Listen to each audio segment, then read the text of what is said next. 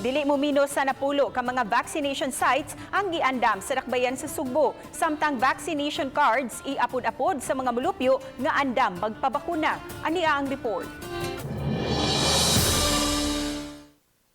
Ang napulo ka mga vaccination sites gilangkuban sa mga barangay gym apan makig-alayon pa usab ang Cebu City aron madugangan kini pinaagi sa paggamit sa mga malls ug mga pribadong tunghaan.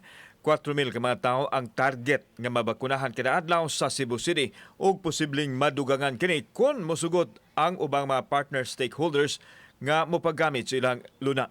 Mao ra man gi-qualified na to atong mga barangay gym, but not all barangay gym nga qualified siya kay uban nga mga barangay gym na to exit, no?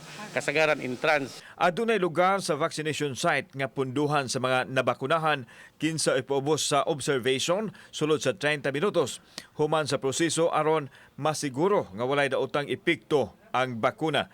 Kuno galing dunay adverse effect na ay naka-standby nga ambulansya ug mga doktor nga moatiman ug dad-on-dayon sa tambalanan. Apan giangkon sa mga opisyal sa COVID Vaccination Board nga dako nilang hagit ang pagkombinser sa mga tao kay kasagaran nahadlok pang magpabakuna. Apan ilang gidasig ang katawhan nga magpabakuna kay ang vaccine nga gamiton sa syudad luwas man sanglit aprobado kini sa kagamhanan. Grabe gyud kayo ang ato ang challenges ani kay ang mga tao, ang ilang hunahuna uban close na gyud. Labi na sa hinahitabo katong napiktuhan sa dingbak siya, no? Dako gyud kayo ang ilang na trauma gyud sila. Kasamtangang gipahigayon ang master listing ug profiling sa mga tao. Buot masayran sa mga health officials ang medical history sa recipient sama sa comorbidity, allergy ug ubang health condition. Ang malakip sa master list ug anda magpabakuna hatagan og vaccination card nga mao ilang dad-on sa adlaw nga nakabutang sa ilang schedule.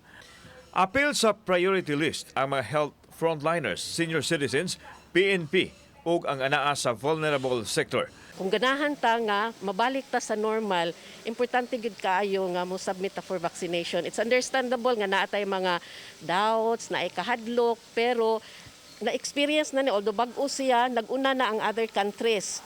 Nagpaabot pa hinuon ang Cebu City sa nasudnong kagabhanan kung kanus moabot ang bakuna ug kung unsa ang vaccine brand nga gamiton.